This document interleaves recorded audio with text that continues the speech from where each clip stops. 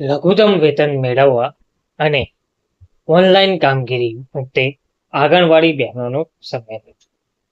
મહિલા કાર્યકરોએ પોતાના હક માટે સરકાર સામે વાયો ચઢાવ્યો. વિગતવાર માહિતી શું છે તે જોઈએ. નમસ્કાર મિત્રો, સ્વાગત છે તમારું અમારી યુટ્યુબ ચેનલ. મિત્રો, લઘુત્તમ વેતન અને ઓનલાઈન કામગીરી મુદ્દે આંગણવાડી બહેનો દ્વારા સંમેલન યોજાયું હતું. મહિલા કાર્યકરોએ પોતાના હક માટે હવે સરકાર સામે બાયો ચઢાવી છે.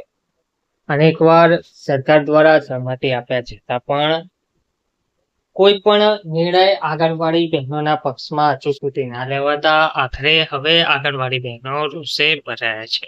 એક તરફ એવું લાગી રહ્યું હતું કે ઇલેક્શન પ્રક્રિયા ચાલી રહી છે, આચારસંહિતાના કારણે હાલમાં કોઈ નિર્ણય લેવામાં આવ્યો નથી, પરંતુ હવે આચારસંહિતા પણ પૂર્ણ થઈ ગઈ છે અને ચૂંટણી પણ પતી ગઈ છે. તેમ છતાં આંગણવાડી બહેનોના પક્ષમાં કોઈ નિર્ણય ના લેવાતા આખરે આંગણવાડી બહેનો રોષે ભરાયા છે અને તેમનું લઘુત્તમ વેતન અને ઓનલાઈન કામગીરી મુદ્દે આંગણવાડી બહેનો દ્વારા સંમેલન યોજાયું છે.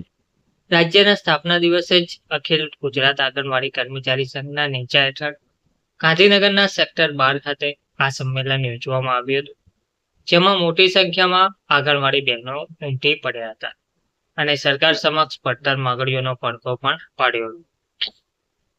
અખિલ ગુજરાત આંગણવાડી કર્મચારી સંઘના પ્રમુખે તે પણ જણાવ્યું હતું કે છેલ્લા 1 વર્ષથી સરકાર સમક્ષ લેખિત અને મૌખિક રજૂઆતો કરવામાં આવી રહી છે, છતાં કોઈ નક્કર ઉકેલ લાવવામાં આવ્યો નથી. ખાસ કરીને પોતાના અંગત મોબાઈલ ફોનમાં સરકાર દ્વારા ફરજિયાત કરાયેલી ઓનલાઈન કામગીરીનો બહેનોએ વિરોધ કર્યો છે. બહેનોનું માંગ એક જ છે કે તેમને નવા મોબાઈલ ફોન આપવામાં આવે. ટેકનિકલ મુશ્કેલીઓ, અપૂરતું ઇન્ટરનેટ અને જે ડેટા ખર્ચના મુદ્દે બહેનો દ્વારા માંગણી કરવામાં આવી છે કે જ્યાં સુધી માંગણીઓ નહીં સંતોષાય ત્યાં સુધી ઓનલાઈન કામગીરી હવે બંધ રહેશે અને માત્ર ઓફલાઈન સેવાઓ ચાલુ રાખવામાં આવશે. એટલે કે હાલ પૂરતી જ્યાં સુધી તેમની માંગો સંતોષવામાં નહીં આવે ત્યાં સુધી ઓનલાઈન કામગીરી તમામ બંધ કરી દેવામાં આવશે તેવું જણાવવામાં આવ્યું છે અને ઓફલાઈન સેવાઓ ચાલુ રાખવામાં આવશે તેવું જણાવવામાં આવ્યું છે. આ અંગે આંગણવાડી કાર્યકર બહેનોએ ત્યાં પણ જણાવ્યું છે કે સરકાર દ્વારા અપાતી ઇન્ટરનેટની સુવિધા અપૂરતી છે. એક જ પ્રકારની કામગીરીમાં ડેટા પૂરો થઈ જતો હોવાથી બહેનોને આર્થિક બોજ સહન કરવો પડે છે.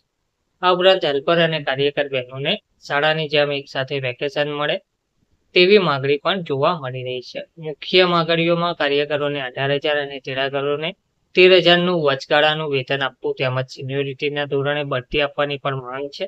જો સરકાર દ્વારા તાત્કાલિક ધોરણે આ પ્રશ્નોનું નિરાકરણ લાવવામાં નહીં આવે તો આવનારા દિવસોમાં સમગ્ર રાજ્યમાં ઉગ્ર આંદોલન કરવામાં આવશે. ધન્યવાદ.